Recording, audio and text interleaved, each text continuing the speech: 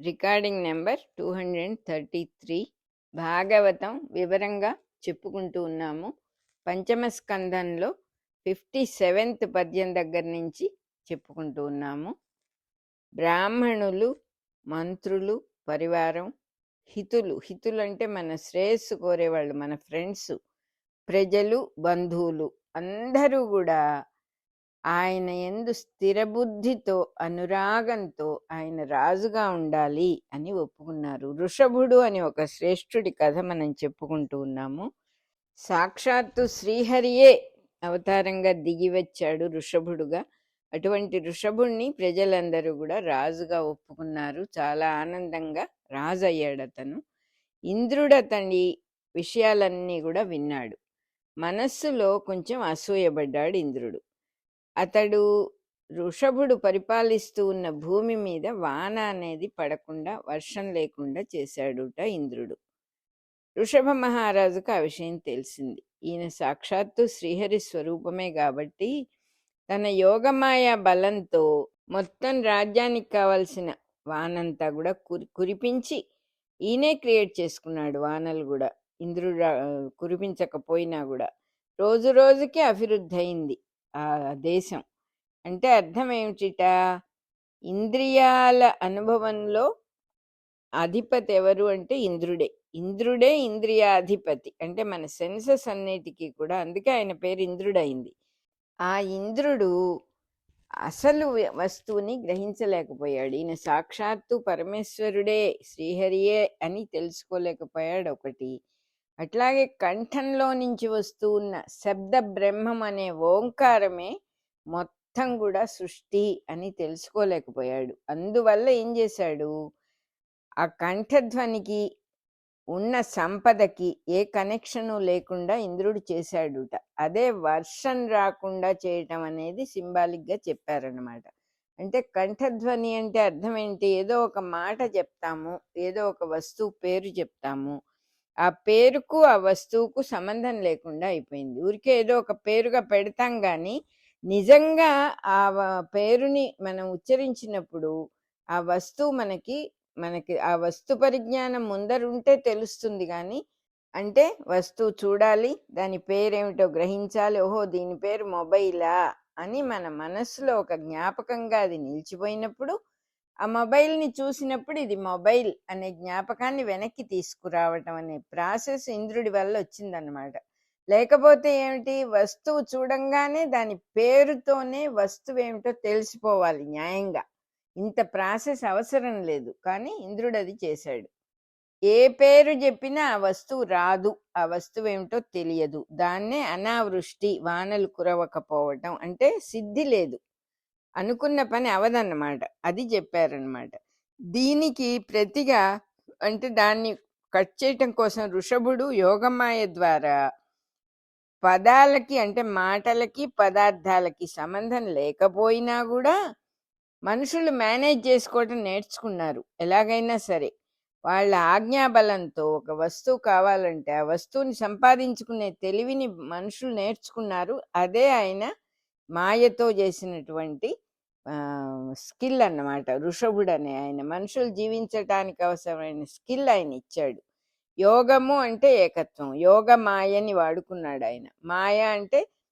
మాయ అంటే ఏంటి, నామము రూపము అంటే పేరు రూపము ఆ రెండు కలిసిన దాన్ని సృష్టిగా భగవంతుడు కనిపిస్తాడు. భగవంతుడే ఉన్నది, కానీ నామరూప జగత్తుగా భగవంతుడే కనిపిస్తాడు. అది భగవంతుడని మనకు తెలియదు, వేరే రూపంతో వేరే పేరుతో పిలుస్తాం అన్నమాట. అది యోగమాయ అంటే. అవ్యక్తుడైన అంతర్యామికి అంటే న్యాయంగా అంతర్యామి పురుషుడికి భగవంతుడికి రూపమే లేదు, ఎలా చూస్తాం, రూపం లేని వాడిని ఎక్కడ చూస్తాం. అంతేకాదు ఒక చోట ఉండేవాడు కాదు ఆయన, సర్వత్రా ఉన్నవాడిని మనం ఎక్కడ నిలబడి చూస్తాం. మనం కూడా ఆయనలోనే ఉన్నప్పుడు ఆయనను చూసే ప్రసక్తే లేదు మనకు అసలు. మనం తపస్సులు చేసి ఆ విష్ణుమూర్తినో పరమశివుణ్ణో ఆవాహన చేసి చూసినప్పుడు మన మనోభావాన్ని ఎదురుగా ప్రింట్ చేసుకొని చూస్తున్నాం, కానీ అసలు వస్తువుని చూడలేం మనము. అందువల్ల ఏం చేశాడంటే ఈయన వ్యక్తం కాని భగవంతుడికి నామము రూపము పేరు రూపం రెండు ఏర్పరిచేసి, అంటే సృష్టి మొత్తంగా అయిపోయాడు భగవంతుడు. ఆ మనుషుల మాటల్లో, సంభాషణల్లో ప్రతి పదార్థానికి, ప్రతి మనిషికి ఒక పేరు, దానికి ఒక అవసరము, వాళ్ళతో ఒక అవసరం, ఇలా ఒక లింకులు పెట్టేశాడు అనమాట. దానివల్ల ఏమవుతుంది, ఒక పదం మనం వాడినప్పుడు నాకు ఈ వస్తువు కావాలి అని చెప్పినప్పుడు ఆ వస్తువు కోసం ప్రయత్నించి దాన్ని సంపాదించుకునే తెలివి వచ్చేసింది. వస్తువుల రూపంలో వర్షం వచ్చింది అని రాశారు ఇక్కడ. అంటే వర్షం అంటే కురవటం, మనకు కావాల్సింది దొరకటం. కేవలం నీటి వర్షమే కాదు, మేఘాల నుంచి వచ్చే వర్షమే కాకుండా మన భావం సిద్ధించటం కూడా వర్షమే అనే అర్థంతో రాస్తూ ఉన్నారన్నమాట ఇక్కడ. వెంటనే మనకి ఏది కావాలో దాన్ని సంపాదించుకునే తెలివి కూడా మనకు పెట్టాడు ఆయన. ఇట్లాంటి ఆజ్ఞాబలం వల్ల, ఆజ్ఞాబలానికి అధిపతి ఎవరంటే ఋషభుడే. ఆ ఋషభుడి రూపంలో ప్రణవం ఓంకారమే పనిచేస్తోంది ఇక్కడ. ఎవరికి ఏది కావాలో దానికి ప్రయత్నించి సంపాదించటం అనే ప్రాసెస్ ఋషభుడు అనేటటువంటి మహానుభావుడు పెట్టాడు. అంటే అర్థం ఏంటి, శ్వాస నుంచి కంఠధ్వని పుడుతుంది. కంఠధ్వని పుట్టి అక్షరాలు అవుతుంది, పదాలు అవుతుంది, వాక్యాలు అవుతుంది, సంభాషణలు అవుతుంది, లోక వ్యవహారాలు అవుతుంది. మనిషి సృష్టిని ఎలా వాడుకోవాలో తెలిసిపోతుంది దానివల్ల. ఆ మాటల వల్ల, ఇంకొకళ్ళతో ఇంటరాక్షన్ వల్ల, ఇంకొకళ్ళతో మాట్లాడటం చేతైనందువల్ల మనిషికి సృష్టికి సంబంధం అనేది బాగా ఏర్పడి ఒకళ్ళనొకళ్ళు వాడుకోవటం అనే ప్రాసెస్ వచ్చిందన్నమాట. ఋషభుడు ఇట్లా ఇంద్రుడు చేస్తూ ఉన్నటువంటి పనులకి నవ్వుకుంటూ తన దేశాన్ని, తన మండలాన్ని పటిష్టం చేసుకున్నాడు. మండలం అంటే సైకిల్ అన్నమాట. తన ప్రజలున్న మండలానికి అజనాభము అని పేరు పెట్టాడు. మండలం అనే మాటకి రాజుగారు పరిపాలించే ప్రదేశము అని అర్థం ఉంది, అలా కాక సైకిల్ అని కూడా అర్థం ఉంది.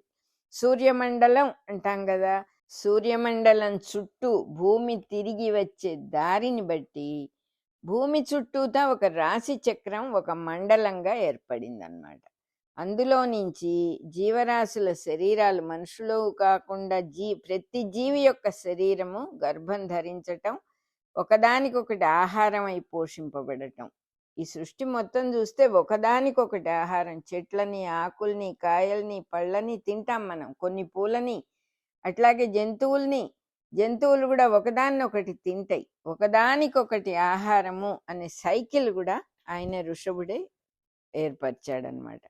ఇంకా కూడా రాశి చక్రంలో సూర్యుడు కదులుతున్నట్టుగా కనిపిస్తూ ఉన్న ఒక దోవ ఏర్పడి, ఋతువులు, మేఘమండలం వచ్చి మేఘాలు కూడా ఏర్పడి వర్షాకాలము అనేది కూడా ఏర్పడింది. అజనాభము అని పేరు పెట్టుకున్నాడు తన మండలానికి. అజనాభం అంటే ఏంటిట, గొర్రె సెంటర్ పాయింట్గా ఉన్నదాన్ని ఉన్నది అని అర్థం. దానికి మేషరాశితో స్టార్ట్ అయ్యేది అని అర్థంట. మేషం నుంచి 12 రాసులు. ఎక్కడున్నాయి ఈ రాసులన్నీ? ఆకాశంలో ఉన్నాయని మనం అనుకుంటాం, కరెక్టే. అంతేకాకుండా మనిషి తల నుంచి కింద దాకా 12 శరీర భాగాలుగా ఉంటాయిట ఈ 12 రాసులు. ఈ రాశి చక్రం తల్లి గర్భంలోనే, అండంలోనే, అంటే ఆ చిన్న పసిగుడ్డు పిండం, అందులో ఇంకా వాడు కళ్ళు ముక్కులు కూడా రాలే, అందులోనే ప్రతిష్ఠితమైన తర్వాతే జీవుడికి పిండం అనే ఆకారం వచ్చింది. అసలు దానికి కేంద్రము మేరువు అని అంటారు. దానికి సెంటర్ పాయింట్ని మేరువు అంటారు. అంటే మేరుదేవి అంటే పిల్లను కన్న తల్లి అని అర్థం. తల్లికి బిడ్డకి సంబంధం ఎక్కడుంటుంది? బిడ్డకు బొడ్డు దగ్గర ఏర్పడుతుంది. కాబట్టి తండ్రి పేరు నాభి అని పెట్టారు. అన్ని సింబాలిక్గా, అంటే ఇంక జన్మలో మనం ఈ పేర్లు మర్చిపోం. నాభి అంటే ఏమిటి అనగానే మనకి భాగవతం తలుచుకుంటే కథ గుర్తుకొచ్చేస్తుంది. బొడ్డు దగ్గర సంబంధం ఏర్పడుతుంది కాబట్టి తండ్రి పేరు నాభి అని అన్నారు. తనకి ఎట్లా కావాలో అట్లా ఒక కొడుకు పుట్టాడు. ఆ కొడుకు చక్కగా పెంచి పెరిగి పెద్దవాడయ్యాడు. అవన్నీ చూసి నాభి చాలా సంతోషించాడు. ఋషభుడు అనే కొడుకుని చూసి నాభి చాలా సంతోషించాడు. నరలోక ధర్మాలన్నీ కూడా అతని నుంచే దిగి వచ్చినాయి. శ్రీహరి మాయ కమ్మి మళ్ళీ శ్రీహరి మాయ చేస్తాడు కదా, యోగమాయా ప్రభావం వల్ల కొడుకు సాక్షాత్తు శ్రీహరిని మర్చిపోయి తన కొడుకుగా దర్శనం చేసుకొని చూసి వాడిని వ్యామోహంతో ఎంతో ముద్దాడి బుజ్జగించాడుట కొడుకుని. అంటే మోహము మాయ లేకపోతే తల్లి పిల్లలనో తండ్రి పిల్లలనో నాది నీది అనో ఏమీ ఉండవన్నమాట. ఈ అనురాగము, ఈ ప్రేమ, ఈ ముద్దులు ఉండవన్నమాట. ఎందుకండి ఇంత మోహం పెట్టాడు భగవంతుడు, మళ్ళీ మోహం ఉండకూడదంటారు అంటే ఇది కారణం. మనం చక్కగా ఒక ఆనందంతో జీవించాలంటే కొద్ది గొప్ప మోహం ఉండాలి. కాకపోతే తర్వాత దాన్ని తెలుసుకుని మనం పక్కన పెట్టగలిగి ఉంటే అప్పుడు మనం తర్వాత అయినా సుఖపడతాం. ఎందుకంటే వ్యామోహము మోహము ఎల్లకాలం ఉండవు, టెంపరరీ. అది అది పోయిందని ఏడవకుండా ఉండాలి అని ఒక పద్ధతి పెట్టారన్నమాట. దానికోసం సరైన వయస్సులో తన కొడుకుని చక్కగా అందరూ ఒప్పుకునేటట్టుగా రాజ్యాభిషిక్తుణ్ణి చేశాడు. రాజ్యానికి అభిషిక్తుణ్ణి చేశాడు అంటే రాజుని చేశాడు తన కొడుకుని. తన కొడుకు మళ్ళీ మనుషులందరినీ కూడా జాగ్రత్తగా వాళ్ళ ప్రవర్తనలను, వాళ్ళందరినీ కూడా వాళ్ళ హద్దులను, అంటే ఎవరు ఎలా ఉండాలి, దేన్ని ఎక్సీడ్ చెయ్యకుండా, అధర్మం చెయ్యకుండా, తప్పులు చేయకుండా ప్రజలందరినీ జాగ్రత్తగా కాపాడవలసిన బాధ్యత అతనికే ఉన్నది. అందువల్ల పట్టాభిషిక్తుడైన అంటే పట్టాభిషేకం చేసుకున్న ఋషభుణ్ణి బ్రాహ్మణులకు ప్రధానమంత్రి వర్గానికి అప్పగించాడు అన్నారు ఇక్కడ. అంటే ఏమిటి? బ్రాహ్మణులు అంటే నోరు లేక వాక్కులు. మనము బాగా వెనక్కెళ్ళి అర్థాలు తెలుసుకోవాలి. మన కాలంలో ఉన్న అర్థాలు మనకు వేరుగా కనపడతాయి కాబట్టి ఇక్కడ క్లియర్గా ఏమీ సృష్టించబడలేదు, ఇంకా ఒక్కొక్కటే సృష్టిస్తూ ఉన్నారు. అప్పుడు పెట్టుకున్న పేర్లు ఇవి. బ్రాహ్మణులు అంటే వాక్ అన్నమాట. భగవంతుడి నోట్లో నుంచి వచ్చిన వాక్కులకే బ్రాహ్మణులని పేరు. అందువల్ల బ్రాహ్మణులకు అప్పగించాడు అంటే ఏమిటి? పుట్టిన బిడ్డ చక్కగా మాటలు నేర్చుకొని స్వతంత్రుడై తన జీవితానికి రాజయ్యాడు. ఎవరికి రాజయ్యాడు? ప్రజలుంటే ప్రజలకి. ప్రజలు లేకుండా రాజయ్యాడంటే ముందు తన జీవితాన్ని తను చూసుకోగలగాలి కదా. మాటలు నేర్చుకున్నాడు, బతకటం నేర్చుకున్నాడు, తనకు తానే నిర్ణయాలు చేసుకోవడం నేర్చుకున్నాడు, అంటే రాజయ్యాడు అని అర్థం.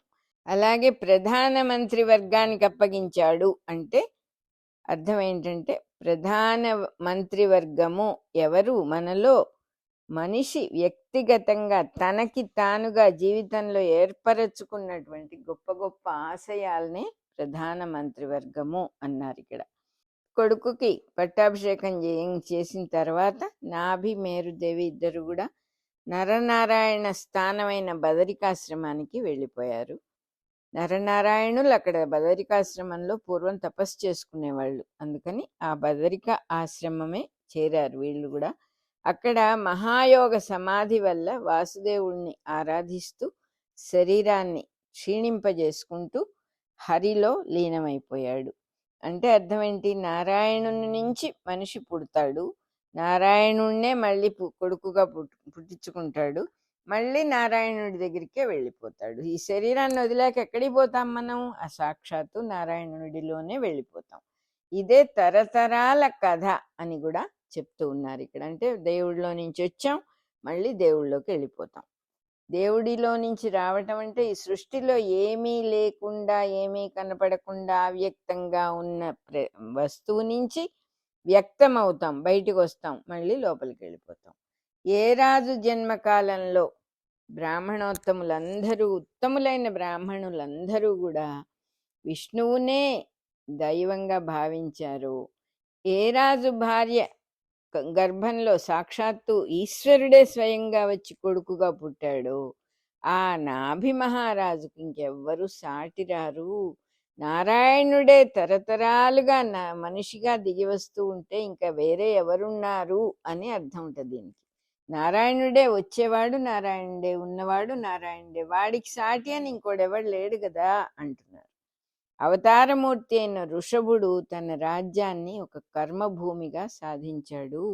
కర్మభూమి అంటే ఏదో ఒక పని చేసుకోవాలి ప్రతి వాళ్ళు. పని చేయకపోతే మనకు కూడా తోచదు. ఒక పని చేయటంలో మొదలుపెట్టడం, దాన్ని పూర్తి చేయటంలో ఒక ఉత్సాహం మనకు ఉండేటట్టుగా ఒక కర్మ తంత్రాన్ని ఉపదేశించాడనమాట ఆయన.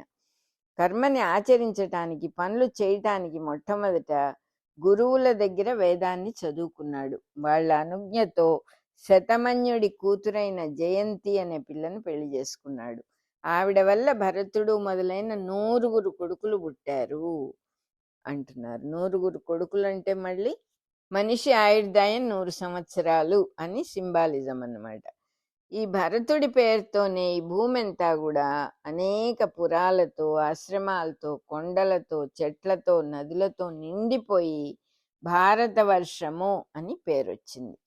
తన రాజ్యాన్ని కర్మభూమిగా సాధించాడు అంటే కర్మాచరణమే నరుడి ఆయుర్దాయంగా ఏర్పరిచాడు. కర్మ అనేది ఆచరిస్తూ ఉన్నంత కాలం నరుడికి అదే ఆయుర్దాయం అన్నమాట. కర్మ అనేది ఎట్లా ఉంటుందంటే శ్వాస పీల్చటం కూడా కర్మాచరణమే. ఆ శ్వాస ఆగిపోతే మనిషి వెళ్ళిపోతాడు. కాబట్టి కర్మాచరణ జరిగినంత కాలం మనిషి ఆయుర్దాయము అనేది వచ్చిందనమాట.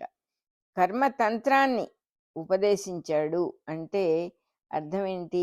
చిన్నతనంలో గురువుల దగ్గర చదువుకోవటం, తర్వాత సృష్టి రహస్యాల్ని, శాస్త్రాన్ని తెలుసుకోవటం, పెళ్లి చేసుకొని చక్కగా గృహస్థ ధర్మాన్ని తీసుకొని పిల్లల్ని కని వాళ్ళని పెంచి పెద్ద చేసి తనకున్న ఆస్తిని వాళ్ళకి ఇవ్వటం.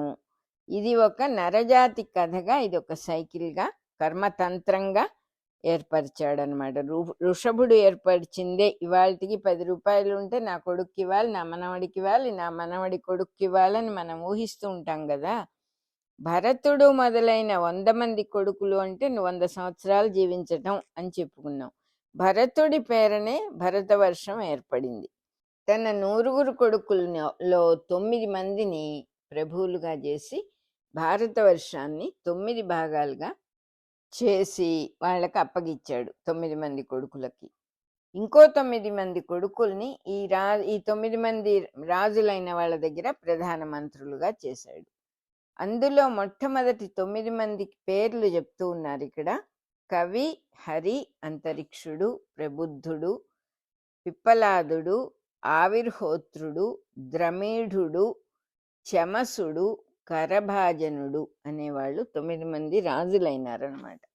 వీళ్ళు లోకంలో భాగవత ధర్మాన్ని ప్రకాశింపచేసి పరిపాలించారు. వాళ్ళేమీ పిచ్చి పిచ్చిగా పరిపాలన చేయలేదు. కేవలం భాగవత ధర్మాన్నే వాళ్ళు రూలింగ్ ఆ ప్రకారం రూల్ చేశారు. వాళ్ళ దగ్గర ప్రధానులుగా నియమించబడిన వాళ్ళ తమ్ముళ్ళు 9 మంది ఉన్నారు కదా.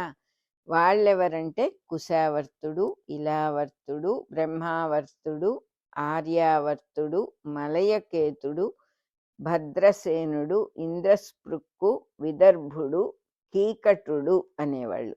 ఈ 9 మంది పేర్లతోనే ప్రాచీన పూర్వకాలపు భారతదేశంలో 9 రాష్ట్రాలు ఏర్పడ్డాయి. అందులో బ్రహ్మావర్తము, సరస్వతి, దృషద్వతి అనే 2 నదుల మధ్యలో ఉన్న ప్రదేశం బ్రహ్మావర్తం అన్నమాట. ఆర్యావర్తం అంటే హిమాలయాలకి దక్షిణంగా ఉన్నటువంటి భూమి. కీకటము అనే రాష్ట్రము గౌతమ బుద్ధుడి తర్వాత విహారము అని పేరు వచ్చిందిట. అదే ఈ రోజుల్లో ఉన్న బీహార్. ఈ 9 మంది ప్రభువులు వాళ్ళ ప్రధానుల యొక్క జీవిత చరిత్రలు ఎంతో బాగుంటాయి.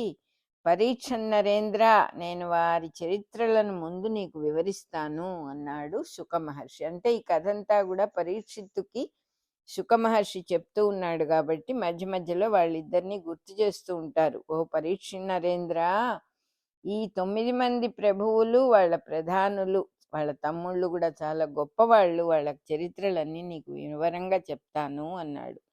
ఈ 18 మంది కాక మిగిలిన 82 కొడుకులు కూడా బ్రాహ్మణోత్తములుగా నియమించబడ్డారు. వాళ్ళందరూ ఉత్తములైన బ్రాహ్మలుగా ఎస్టాబ్లిష్ అయ్యారు. వాళ్ళందరూ తండ్రి ఏ మాట చెప్తే ఆ మాటని ఎంతో శ్రద్ధగా ఆచరించేవాళ్ళు, ఎంతో నీతిగా ఉండేవాళ్ళు, వేదాల పారము చూసిన వాళ్ళు. అంటే వేదం అంటే వాళ్ళకి ఎక్కడైనా ఏదైనా కంఠోపాఠం అన్నమాట, అన్నీ తెలిసిన వాళ్ళు. అంతేకాకుండా ప్రాక్టీస్లో కూడా వేద ధర్మాన్నే చేస్తూ ఉన్నవాళ్ళు. యజ్ఞాలు చేసేవాళ్ళు, వేద కర్మల యందు ఎంతో నిష్ట గలవాళ్ళు. 100 మందిలో 9 మంది రాజులు 9 ద్వారాలున్న శరీరాన్ని పోషించి పరిపాలిస్తారు. వాళ్ళ దగ్గరున్న ప్రధానులు ఈ 9 ద్వారాల కార్యక్రమాల్ని నిర్వహించే ప్రజ్ఞలు. మళ్ళీ సింబాలిజం కంప్లీట్గా చెప్తూ ఉన్నారు. లోపల బయట సృష్టి ఒకే రకంగా జరిగింది. బయట రాష్ట్రాలకి వాళ్ళని ప్రభువుల్ని చేశాడు ఆయన. ఒక మనిషి శరీరంలో కంప్లీట్ రిప్లికా. సృష్టిలో బయట ఏముందో లోపల కూడా అదే ఉంటుంది, మనిషి శరీరంలో కూడా అదే ఉంటుంది. కాబట్టి చెప్తూ ఉన్నారు, 9 ద్వారాల పురం అనేటటువంటి ఈ శరీరాన్ని వాళ్ళు పోషించి పరిపాలిస్తారుట. ఇంకో 9 మంది తమ్ముళ్ళని వాళ్ళకి ప్రధానమంత్రులుగా ఇచ్చాడు కదా వాళ్ళ నాన్నగారు. ఆ 9 మంది తమ్ముళ్ళు ఏం చేస్తారు? 9 ద్వారాల కార్యక్రమాల్ని నిర్వహించే ప్రజ్ఞలుట. రూలింగ్ కాదు, ఆ లోపలుండి ప్రతి విషయము నడిపిస్తారు. ఒక ప్రజ్ఞగా ఉండంటే ఇది చెయ్యాలి, ఇది చేయకూడదు అని మనకి వెంటనే తోస్తుంది కదా. మనకి దాహం వేస్తే మంచినీళ్ళు తాగాలని తెలిసేటటువంటిది ఒక ప్రజ్ఞ. బయటికి వెళ్ళాలంటే వెళ్ళాలి అని తీసుకెళ్లేది ఒక ప్రజ్ఞ. అట్లా 9 ద్వారాల ప్రజ్ఞల్ని 9 మంది ప్రధానమంత్రులు అన్నారు. మిగిలిన 82 బ్రాహ్మణులు, మొత్తం 100 మంది కదా వీళ్ళు. అంటే ఏంటిట, మాటల సహాయంతో అట్టరి చేసి ఉచ్చరిస్తూ నేర్చుకునే శాస్త్ర రహస్యాలను మనస్సుల్లో ప్రకాశింపజేస్తారు. అంటే ఒక విషయం చదువుకున్నప్పుడు అది లోపల అర్థం అవ్వాలంటే ఈ 82 మంది కూడా అవసరం అన్నమాట మనకి. మనలో ఉన్న ప్రజ్ఞలు, ఈ 82 ప్రజ్ఞల వల్లనే ఏదైనా చదివితే మనసులో అర్థం కావటం, మనకి లోపల సింక్ అవ్వటం అనేటటువంటి మనలో ఉన్న ప్రజ్ఞ వల్లనే అవి మనకు అర్థమవుతాయి అన్నమాట. వేదాల్లో కానీ, ఉపనిషత్తుల్లో కానీ, పురాణాల్లో కానీ బ్రాహ్మణ, క్షత్రియ, వైశ్య, శూద్ర అనే మాటలు వస్తాయి. వాటికి అర్థం ఏంటంటే, బ్రాహ్మణులు అంటే వాక్కులు, క్షత్రియులు అంటే బాహువులు, వైశ్యులు అంటే తొడలు, శూద్రులు అంటే పాదాలు. అంతేగాని ఇప్పుడు మనం అనుకుంటున్న అర్థాలు అప్పుడు లేవు. అందుకని క్లియర్గా చెప్తూ ఉన్నారు. వాటిని ఎలా వాడుకోవాలో తెలియజేసేదే గాని కులాల గురించి చెప్పిన విషయం కాదు. కులాలు కానీ వర్ణాలు కానీ అప్పుడు చెప్పలేదు. కులాల గురించి ఎవరైనా తప్పు అర్థాలు కనుక తీసి ఎప్పుడో చెప్పారండి కులాలు ఉన్నాయి అని అంటే అది పొరపాటు అంటున్నారు. ఋషభుడు సర్వస్వతంత్రుడై సంసార ధర్మాల్ని అంటించుకోకుండా, అంటే ఋషభుడు రాజయ్యాడు, పరిపాలన చేస్తున్నాడు, చాలామంది ఆయనకి సహాయానికి ఉన్నా కూడా ఎంత స్వతంత్రుడు అంటే అర్థం ఏంటంటే ఎక్కడ చిక్కుకున్నవాడు కాదు అని అర్థం. ఏది అంటించుకోకుండా, ఏ సంసారము అంటలేదు, ఏ అటాచ్మెంటు అంటకుండా ఆనందంతో ఈ సాక్షాత్తు ఈశ్వర స్వరూపుడుగానే ఉన్నాడు అన్నాడు. ఈ నరునిలోని వాక్కుగా ఎవరు ఋషభుడు అంటే ఎవరంటే మనిషిలో ఉన్న వాక్ స్వరూపము. వృషభము అంటే ఎద్దు అని, రంకె అని అర్థం అని చెప్పారు కదా. సో మనలో ఉన్న వాక్యే ఋషభుడు అన్నమాట. అట్లా ఉండి కూడా సామాన్యుడిలాగా కాలాన్ని అనుసరించి చెయ్యవలసిన పనులన్నీ చేస్తూ ఉన్నాడు.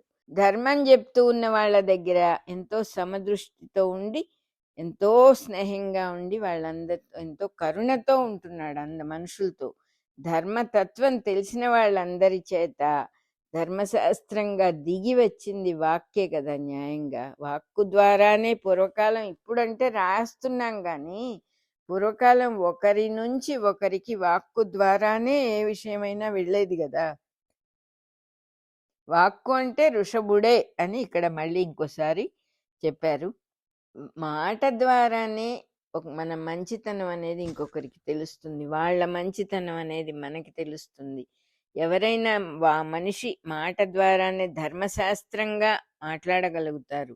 సమదృష్టి గురించి ఎవరైనా చెప్పాలంటే, శాంతి గురించి ఎవరైనా చెప్పాలంటే, శాంతిగా ఉండాలంటే, మిత్రత్వాన్ని, ఒక స్నేహాన్ని ఎవరి దగ్గర నుంచైనా సంపాదించుకోవాలంటే మాట ఎంతో అవసరం.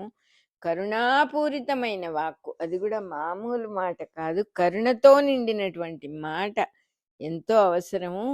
ధర్మము, డబ్బు, కీర్తి, సంతతి, ఆనందం, అమృతత్వం అనే వాటిని నెలకొల్పాలంటే, వాటిని ఎస్టాబ్లిష్ చేయాలంటే ప్రజల్ని గృహస్థాశ్రమంలో నియమించాలి.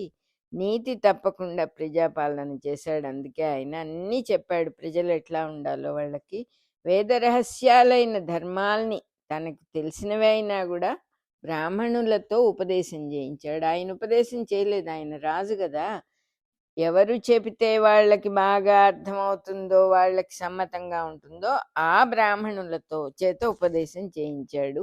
బ్రాహ్మణులు అంటే వాక్కులు, మాటలు అని కూడా చెప్పుకున్నాం కదా. మాటలతోనే ఉపదేశం జరుగుతుంది కాబట్టి అలా కూడా చెప్పారు. ధర్మము, అర్థము మొదలైన పురుషార్థాలు అంటే పురుషుడు చెయ్యవలసిన విషయాలన్నీ కూడా మాట అనే వాక్కు అనే శక్తితోనే నిర్వహించబడుతోంది కాబట్టి, మనిషి కీర్తి కూడా వాక్కులతోనే విస్తరిస్తూ ఉన్నది కాబట్టి సంతతి కూడా వాక్కులతోనే పేర్లు పెట్టబడుతుంది. మన పిల్లలకి పేర్లు పెట్టాలంటే మాట అనేది రావాలి కదా, మాటతోనే పేర్లు పెడుతున్నాం. ఇట్లాంటి నియమబద్ధమైన జీవితం కావాలంటే గృహస్థాశ్రమం తప్పకుండా ఉండాలి కాబట్టి అది ఏర్పరిచాడు అంటున్నారు. వేద రహస్యాలు తనకి తెలిసినవే అయినా బ్రాహ్మణుల చేత ఉపదేశం చేయించాడంటే సర్వ సృష్టి రహస్యాలు మనిషిలోనే ఉన్నా కూడా వాక్కులతో ఉపదేశం పొందకపోతే తెలియవు అని అర్థం అన్నమాట. పదార్థాలు, దేశము, కాలము, వయస్సు, శ్రద్ధ ఇవన్నీ కూడా ఋత్విక్కులు ఉపదేశించారు అంటే ఎక్కడ ఎవరు ఏది చెప్పాలన్నా వాక్కు అనేది ఎంతో అవసరం కాబట్టి అలా చెప్తూ ఉన్నారనమాట. ఋత్విక్కులు అంటే వాక్ స్వరూపం అన్నమాట. ఒక్కొక్క క్రతువు 100 సార్లు చేశాడు అంటే మనిషి జన్మకు మ్యాక్సిమం 100 సంవత్సరాలు ఆయుర్దాయం, బతికే కాలం అన్నమాట. అదే యజ్ఞాన్ని మళ్ళా మళ్ళా చేయటం అంటే సంవత్సరం వయస్సు రూపంలో తిరిగి వస్తూ ఉండటమే. యజ్ఞము అంటే సంవత్సరము అనే అర్థం కూడా ఉన్నది. వేదాలు యజ్ఞమనగా సంవత్సరము అని చెప్తూ ఉన్నాయిట. అంటే సైకిల్ అన్నమాట. పరీక్షిత్ నరేంద్ర, ఆ వృషభరాజు రాజ్యంలో ఇహలోక ఫలాలను, ఈ లోకంలో నాకు ఇది కావాలి అని అడిగిన వాడు ఒక్కడు కూడా లేడుట, నాట్ ఈవెన్ వన్. అతడు సూర్య తేజస్సు గలవాడు. ఎవరు? వృషభ మహారాజు. ఎన్నో మహిమలు ఉన్నాయి ఆయన దగ్గర. మనిషిలో వస్తూ ఉన్నటువంటి వాక్ అనేది అది ఓంకారం నుంచి పుడుతూ ఉన్న వేదస్వరూపం. అతడు సూర్య తేజుడు అంటే సూర్యుడే తేజస్సుగా దిగివచ్చి ఆత్మగా ఏర్పడి జీవుడయ్యాడు అని అర్థం. వృషభుడు రాజ్యాన్ని భూలోక ఫలం భూలోకంలో నాకు ఈ ఫలితం కావాలి, నేను ఇంత బాగా రాజ్యం చేస్తున్నాను అనే మాట లేకుండా, ఏ రకమైన మోహము లేకుండా పరిపాలన చేశాడట. ఒకరోజు కొడుకులందరినీ పిలిచి తన రాజ్యం అంతా వాళ్ళ అధీనం చేశాడు. కొడుకులు, మంత్రులు తనని పూజిస్తూ ఉంటే, వెంట నడుస్తూ ఉంటే బ్రహ్మావర్తం చేరాడు. అందులో మహాత్ములైన మునిజనుల సాన్నిధ్యాన్ని పొందాడు. అంటే మునిజనులందరితో సత్సాంగత్యం అంటాం కదా, వాళ్ళతో ఉన్నాడు. తన కొడుకులందరినీ పిలిచి సంతోషంతో, ప్రేమతో ఇట్లా అన్నట్ట. కొడుకులతో ఆయన చెప్పిన మాటలన్నీ కూడా దానికి ఒక పేరు పెట్టారు, వృషభ గీత అని అంటారట. ఇట్లా చెప్పాడు, ఓ కొడుకుల్లారా, ఓ పిల్లల్లారా, కామన్ లేకుండా జీవించాలంటే కోరికలు లేకుండా జీవించాలి. కోరికలు ఉన్నవాడికి పడరాని పాటలు వస్తాయి, ఎవరు కూడా రక్షించలేరు వాళ్ళని. కాబట్టి మీరు కోరికలు లేకుండా జీవించండి అని అన్నాడు. కోరికలు లేకపోతే ఎలాగూ అని మనకు అనిపిస్తుంది. కోరినా కోరకపోయినా మనకు అన్నీ ఉన్నాయి జీవితంలో. కోరి కష్టాలు ఎందుకు తెచ్చుకోవాలి అని అంటున్నారు ఇక్కడ. ఏ మహా తపస్సు వల్ల మనుషులకి ఎంత సుఖం కలుగుతుందో అదొక్కటే నిజమైన జీవిత ఉపాసన, ఇంకేం లేదు. దాని వలన బ్రహ్మానందం అంటే ఒక మనిషిగా పుట్టినవాడు ఏది సాధించాలంటే బ్రహ్మానందాన్ని సాధించాలి. తానెవరో తెలుసుకోవాలి, తను ఎందుకు వచ్చాడో ఆ పర్పస్ ఒక్కటే సాధించుకోవాలి. ఆ వ్రతాన్ని చేయటం కోసం పెద్దలైన మహనీయులందరినీ మీరు పూజ చేయండి, దీనులందరినీ ఆదరించండి. ఈ రెండిటిని మించిన మహావ్రతం లేదు. పెద్దల్ని పూజించి విషయం అర్థం చేసుకోవటం, అవసరం ఉన్న దీనులను కాపాడటం. తప్పకుండా మీరు అది చేయాలి. ఏ అటాచ్మెంట్ లేని మహానుభావులతో గనక మీరు స్నేహం చేసుకుంటే మీకు అదే మోక్ష ద్వారం, అదే మిమ్మల్ని మోక్షానికి తీసుకెళ్తుంది.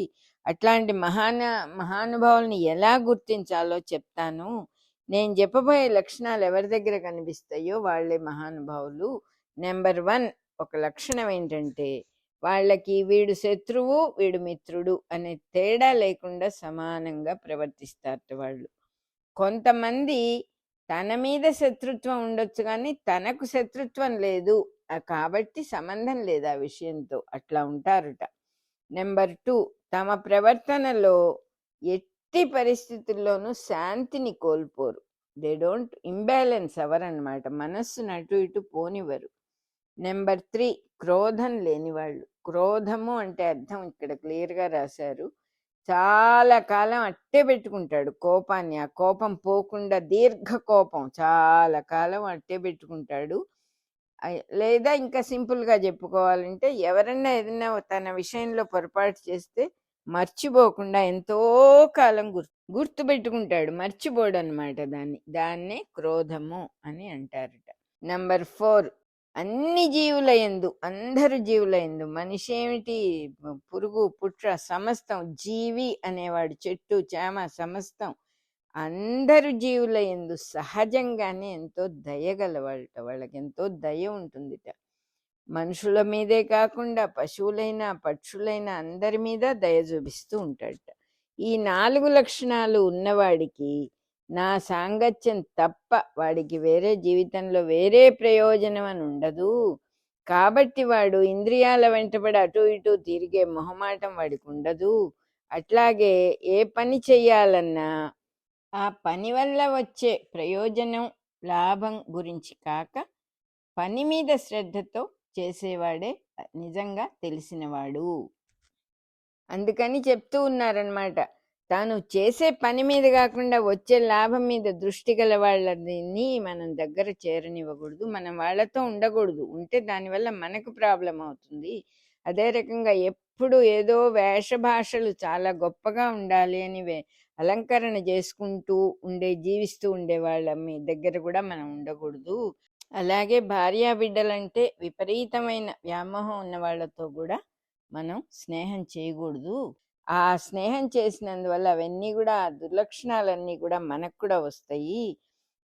ఇంద్రియాల మీద సుఖంగా ఆసక్తి కలిగి తిరిగేవాడు ప్రయోజనం లేని పనుల మీద వేడుక పడుతూ ఉంటాడు. అందువల్ల వాడికి అనేక చిక్కులు వచ్చి పడుతూ ఉంటాయి. వాడితో మనం స్నేహం చేస్తే మనం కూడా అందులో ఇరుక్కుపోతాము. కాబట్టి కోరికలు లేకుండా జీవించండి. కోరికలకు మూలమైన కుతూహలం, క్యూరియాసిటీని వదిలేయండి. క్యూరియాసిటీ అనేది ఎప్పుడు మంచిది కాదు. ఈ జ్ఞానం ఎంతకాలం లక్ష్యం చేస్తారో అంతకాలం ఆత్మజ్ఞానం తెలియదు. క్యూరియాసిటీ మీకున్నంత కాలం మీరు ఆత్మజ్ఞానాన్ని పొందలేరు. తనెవరో గుర్తించకుండా జీవించే శరీరం ధరించిన మనిషి దుఃఖాలతో జీవించకుండా తప్పదప్పుడు.